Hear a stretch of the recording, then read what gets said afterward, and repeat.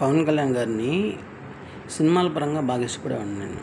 కానీ 2014లో అనుకుంటాను పార్టీ పెట్టినప్పుడు, అంటే చిరంజీవి అన్నది అంతకుముందు ప్రజారాజ్యం పార్టీ ఉన్నది. దాంట్లో కొన్ని అవకతవకలు జరిగి కొద్దిగా నాశనం అయిపోయింది పార్టీ అది.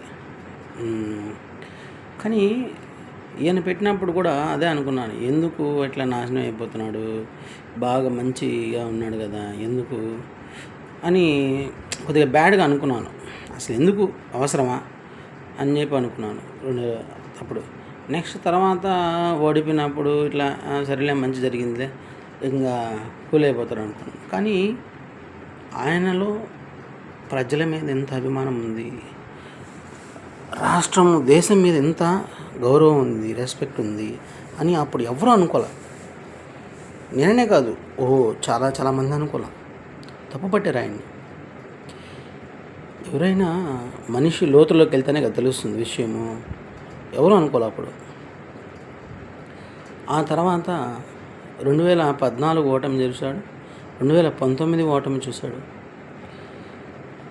2024 ఓటమిని ఆయన అంగీకరించాల.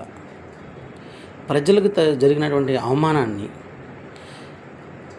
ప్రజానాయకులకు జరిగినటువంటి అవమానాన్ని ఆయనకి జరిగిన అవమానంగా భావించాడు. వీళ్ళకి జరిగిన అన్యాయాన్ని ఆయనకి జరిగిన అన్యాయంగా భావించాడు. అప్పుడు ఆయనలో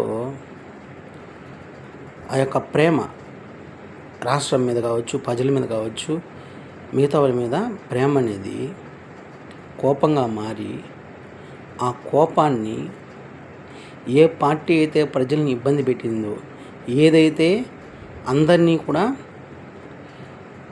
ఇబ్బంది పెట్టి వాళ్ళ మనోభావాలను దెబ్బతీసిందో వాళ్ళకి గుణపాఠం నేర్పించేలాగా తయారయ్యాడు.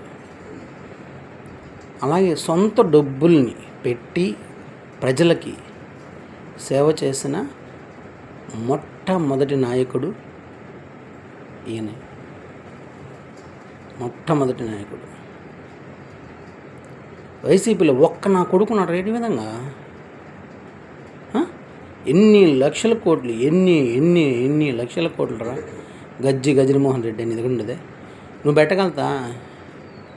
నీ జీలో దమ్ముందా? దరిద్రపు నా కొడుక, నీకు ఉండి కూడా వేస్ట్ నా కొడుకురా. ఉండి తినలేడు దరిద్రుడు, అటువంటి జాతికి చెందినోడు నువ్వు. వేస్ట్ నా కొడుకు నువ్వు.